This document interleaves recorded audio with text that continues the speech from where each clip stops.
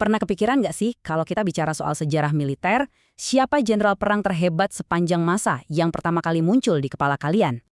Pasti nama-nama kayak Alexander the Great, Julius Caesar, atau Napoleon Bonaparte langsung terlintas kan? Wajar, mereka ini memang ikon kehebatan militer peradaban barat. Tapi gimana kalau saya bilang ada seorang panglima dari timur yang seumur hidupnya nggak pernah kalah satu kali pun dan sukses bikin dua negara adidaya pada masanya bertekuk lutut nyaris di waktu yang bersamaan. Gila kan?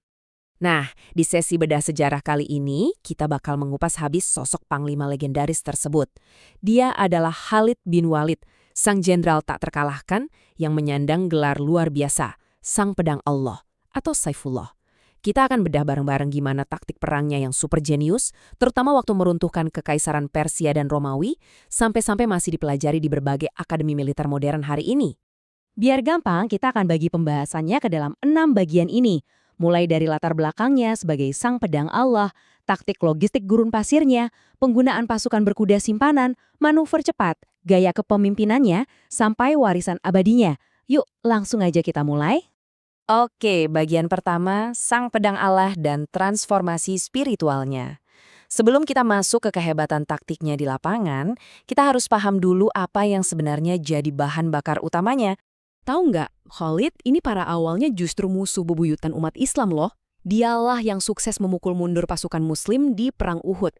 Tapi semuanya berubah waktu dia dapat surat dari saudaranya. Surat itu benar-benar menyentuh hatinya sampai akhirnya dia mutusin buat berhijrah ke Madinah dan memeluk Islam. Transisi ini krusial banget. Kenapa? Karena dia berubah dari seorang pejuang suku yang bertarung demi ego menjadi komandan yang murni digerakkan oleh keimanan. Makanya wajar banget kalau Nabi Muhammad akhirnya ngasih dia gelar Pedang Allah. Lanjut ke bagian kedua, logistik gurun pasir. Ada pepatah militer bilang, amatir ngomongin taktik, profesional ngomongin logistik. Dan di sini, Khalid benar-benar menembus batas. Bayangin ya, waktu dia diperintahkan bergerak kilat dari Irak ke Syam, dia harus bawa pasukannya ngelewatin gurun mematikan yang nggak ada airnya sama sekali. Terus apa solusinya? Jenius banget, dia suruh 20 unta besar minum air sampai benar-benar mentok. Terus pasukannya disuruh jalan menembus gurun cuma pas cuaca lagi agak dingin. Tiap hari dia sembelih 1 unta buat dimakan dagingnya. Dan ini yang mind-blowing, air yang tersimpan di perut unta itu diambil buat ngasih minum kuda-kuda perangnya. Ini ibarat nge-hack sistem logistik alam buat bertahan hidup. Catatan sejarah dari akademisi, seperti yang bisa kita lihat dari teks ini, mengkonfirmasi rute ekstrem yang dilewatinya. Khalid memotong jalur lewat As-Samawah, daerah tandus yang musuh kira mustahil banget dilewatin tentara manapun.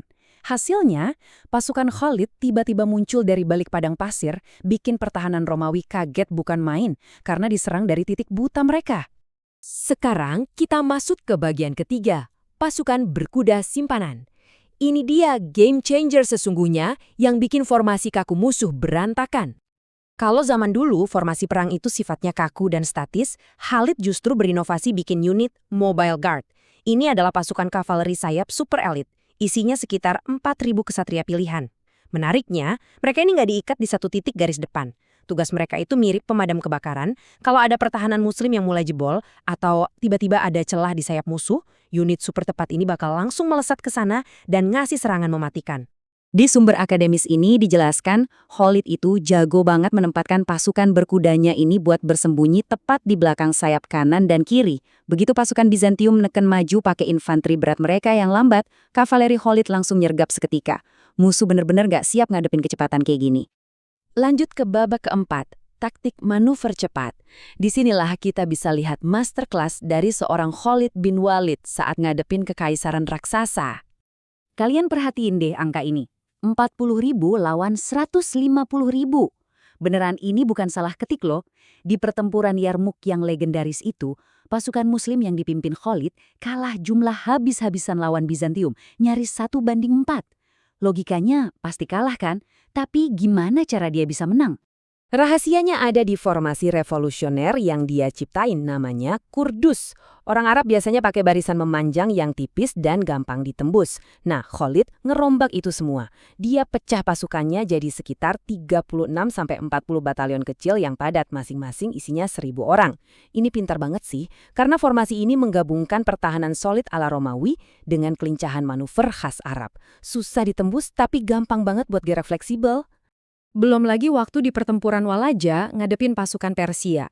Taktiknya luar biasa. Dia jadian pasukan infanteri tengahnya sebagai umpan. Pas tentara Persia maju dan ngerasa udah mau menang, Khalid langsung ngasih sinyal. Tiba-tiba, 2 unit kavaleri yang dari awal sengaja dia umpetin di balik bukit, nyergap dari belakang dan samping barengan. Ini taktik penjepit ganda atau double envelopment, persis kayak manuver jenderal legendaris Hannibal. Benar-benar sinkronisasi yang jenius. Masuk ke bagian kelima, kepemimpinan inspiratif. Sejenius apapun taktik di atas kertas, kalau yang ngejalanin gak punya mental baja di lapangan, ya percuma kan? Coba kita bandingin. Jenderal-jenderal kekaisaran dari barat, kayak Bizantium misalnya, seringnya memantau perang dari tenda yang aman di garis paling belakang. Tapi Khalid, sama sekali nggak. Dia selalu turun langsung, menghunus pedang di garis paling depan, berdarah-darah bareng pasukannya. Gaya memimpin langsung dari depan ini nggak cuma bikin moral prajurit naik drastis, tapi juga bikin Khalid bisa langsung ganti strategi dalam hitungan detik ngelihat kondisi real di lapangan. Selain itu, dia juga jago banget mainin psikologis musuh. Dengerin deh salah satu ancamannya sebelum perang dimulai. Aku membawa pasukan yang mencintai kematian sebagaimana kalian mencintai kehidupan. Gila kan? Dan ini bukan cuma gertak sambal. Kenapa bisa gitu? Karena pasukannya punya fondasi spiritual yang super kuat. Mereka itu nggak perang demi nyari harta rampasan atau nungguin gaji bulanan kayak tentara bayaran kekaisaran. Mereka siap mati syahid. Nah, keberanian tanpa batas inilah yang bikin pasukan musuh benar-benar mati kutu. Karena logika tempur pasukan bayaran nggak akan pernah bisa memahami konsep pengorbanan kayak gini. Oke, sampailah kita di bagian terakhir. Warisan Sang Panglima tak terkalahkan. Apa warisan terbesar dari sang mastermind ini? Kayak yang terdokumentasi di catatan sejarah ini, kita bisa lihat buktinya. Kekalahan telak Romawi di Yarmouk dengan ratusan ribu korban jadi bukti tak terbantahkan. Kemenangan demi kemenangan ini yang menobatkan Khalid sebagai arsitek utama di awal ekspansi peradaban Islam, sekaligus yang meruntuhkan hegemoni dua adidaya terbesar saat itu. Tapi ada satu momen yang buat saya pribadi paling nunjukin kelas dia sebagai kesatria sejati. Percaya atau enggak, tepat di puncak kesuksesan dan popularitasnya, Khalifah Umar bin Khattab justru mencopot posisi Khalid sebagai panglima tertinggi. Alasannya, Umar takut umat Islam malah jadi mendewakan sosok Khalid dan lupa kalau semua kemenangan itu murni bantuan dari Tuhan. Terus, gimana respons Khalid? Dia nggak marah sama sekali. Dengan lapang dada dia terima pencopotan itu dan besoknya dia tetap turun ke medan perang sebagai prajurit biasa. Loyalitasnya itu ke Tuhan, bukan ke jabatan. Kisah epik dari Sang Pedang Allah ini ninggalin satu pertanyaan besar buat kita renungkan bareng. Apakah kejeniusan dan kemenangan besar itu cuma soal seberapa banyak pasukan dan seberapa canggih senjata yang kita punya? Ataukah kekuatan yang sesungguhnya itu lahir dari keyakinan spiritual tak tergoyahkan yang menggerakkan setiap langkah kita? Terima kasih udah ngikutin sesi penjelasan kali ini dan sampai jumpa di bedah sejarah kita yang berikutnya.